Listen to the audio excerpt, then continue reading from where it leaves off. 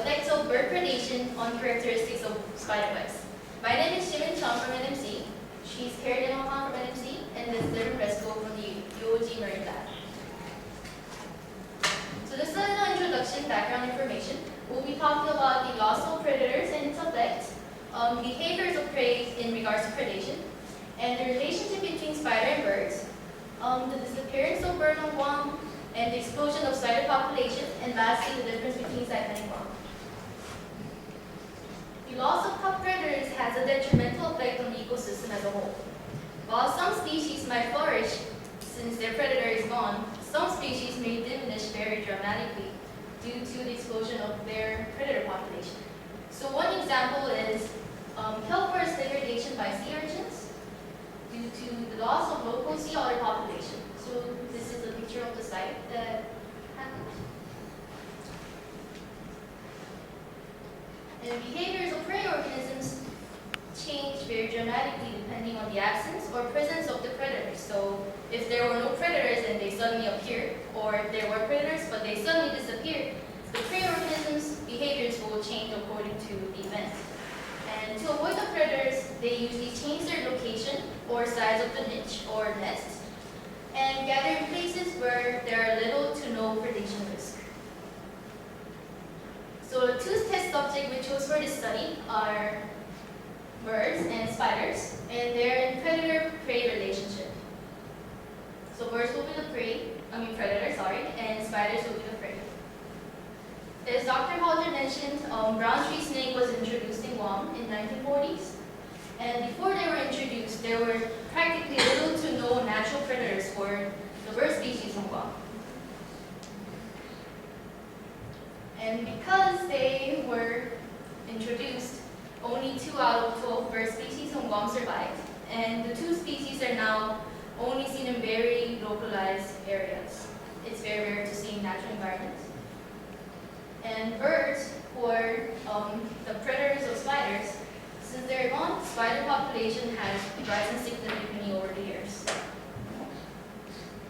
And the 2 study sites we chose for this study are Guam and Saipan, 2 islands in Micronesia. They are very similar but also very different in terms of their ecosystems. Saipan is characterized by a very healthy population of birds due to not having any brown tree snake population, while Guam, it's very rare to see any birds out there because of the brown tree snakes. So considering the fact that predator organisms would build their nests away from the predators, and Saipan has healthy bird population compared to Guam, we come up with this research question. Do spiders prefer to build webs closer to the ground, smaller webs closer to the ground, in an environment with birds to avoid predation? Meaning, we believe that they would build their webs closer to the ground to avoid birds preying on them, and smaller so that they would not be seen very much. So specifically, we chose Guam and Saipan to be our study sites. So our final question was, do spiders prefer to build smaller webs closer to the ground in Saipan than in Guam? And our 3 sub-questions were, does bird predation affect the size of the web, the height of the web, and do spiders that build their webs in higher canopy have higher chance of survivability? So our experiment. Our sampling occurred in Saipan and Guam from late December 2014 to early January 2015, and 6 sites were chosen on each island. 3 were limestone karst forests, and 3 were tangan forests. So that's the map of Guam, and the sites we surveyed were this little bump right here, along the coast, and on the southern area. On Saipan, the sites that were surveyed were mostly northern areas, and eastern side. So forest type that we surveyed, there were 2. One was limestone forest, and the other was tangan. Limestone forest is characterized by very rough karst, and that's where many of the native species of the islands grow. While tangan forests have been taken over by a foreign species called tangan. They were brought here to avoid erosion of the island, but they took over all the native species and they started growing very fast. So this is how we measured our spider webs when we surveyed them. A transect that was 10 meters long was laid on 3 locations per site. They were randomly chosen. And the height and size of the webs were measured within the 2 meters range of the 10-meter transect and up to 3 meters tall. So the type of spiders that we chose to survey were commonly referred to as banana spiders, scientific name Argyalpia. And due to the fact that we could not find the adult ones on Saipan, we decided to choose only juvenile spiders to work with. So this is how we measured our webs. To measure the size, we took the diameter of the web. And for the height, we measured the distance from the ground using the lowest point of the web. And we had a sub-portion of our experiment, which was to test predation and survivability. So random webs that were in different heights were marked in karst forests of Saipan and Guam using flagging tape. This is how our site looked when we were marking our webs. And they were checked every 48 hours for presence of spiders for 5 days. So after data collection, we came up with 3 graphs. Our first graph, do bird predation affect web height? So here on the x-axis, we have the island of Saipan in blue, the island of Guam in orange. On our y-axis, we have web height in centimeters. So overall, the island of Saipan and Guam, they had a difference of about 30.6 centimeters. Focusing on the island of Saipan, there was a difference of 30 centimeters between the Tongan forest and the karst limestone forest. And between the island of Guam, there was only a difference of 2 centimeters. What was surprising was that our highest web we found was found in a Tongan forest in Saipan, the height of 111 centimeters in the Tongan forest. And overall, we surveyed about 400 spiderwebs in Saipan and 230 spiderwebs in Guam. Our next graph that focuses on does bird predation affect web size. So fairly, in the island of Saipan and Guam's Tongan forest, we have about the same web diameter. And the only significant difference we had was in the island of Guam with a higher web diameter. So overall, on the web height and web size, the significance difference in which p-value only equals to less than 0.001. And our last graph, this focuses on the spider that built their webs on higher forest canopy have a higher survival rate. So we have day 0, day 1, and day 2 on the x-axis. Day 1 represents the first 48 hours. Day 2 represents the next 96 hours. On the y-axis, we have the web diameter. So the spider webs were tagged at multiple heights in the karst forest of each island. So after the first 48 hours, there was only a slight drop of 5 centimeters in the Saipan forest.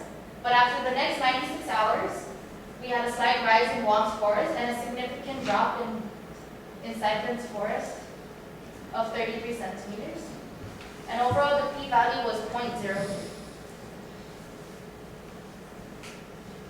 Okay, so for discussion, we just reiterate everything that was just talked about in the results. We did find a difference in the variables of spiderweb characteristics among the 2 islands, Saipan and Guam. Most namely height and size, what we measured. So what does this mean? I think we would all like to jump on the boat and say that spider predation is controlled by bird predation, or spider populations are controlled by bird predation. And our study found that to be true. So that kind of means how spiders aren't found as high in the canopy in the forest on Saipan, whereas they are found very high in the canopy here on Guam. So that kind of leads me into some behavioral differences among spiders between the 2 islands. So we found a connection, I guess we made a connection between elk and wolves in Yellowstone Park in the United States. So elk populations controlled their movements and I guess where they moved based on their predator, which is the wolf. When the wolf was eradicated from the park, the population exploded all over. So basically, to translate that into what we found, spiders exploded their population when their wolf, the bird, was eradicated. So, and then that also kind of goes into the larger webs on Guam. The protein silk that webs are spun from by spiders is very costly when it comes to energy.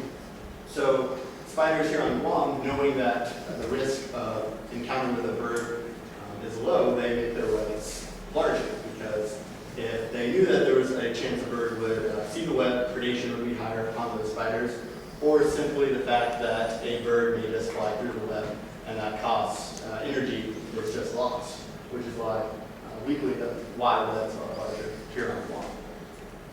And so also a little bit of the ecology side regarding the forest here on Guam. There's a definite shift between forest here and forest in Saipan. So we believe that spiders have taken over the vacated role as top predator in the forest, left behind by the birds. And we believe that kind of mitigates the possible trophic cascade that would have occurred if it weren't for there being a pretty close linkage between birds and spiders regarding their prey, insects. So if this linkage or link wasn't as strong, you could see that vegetation would be suffering more on the island of Guam, seeing that birds would be gone. But it's almost as if these spiders pick up the slack left by birds regarding predation. So some future studies. As we discussed in the methods, we only went to a 3-meter ceiling, but we obviously know that there are spiders much higher than that, 9 feet. So extending it to higher up in the canopy, we believe that our findings would just be amplified, seeing that bird populations are more concentrated higher up in the forest rather than in the understory where we measured.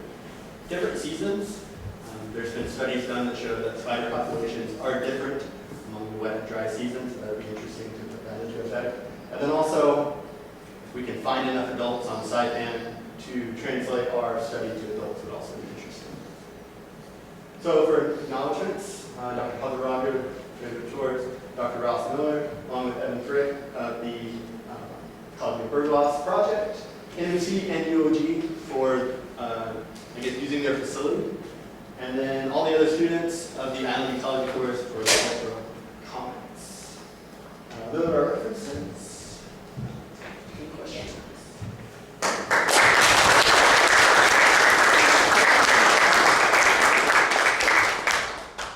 We'll take a few questions.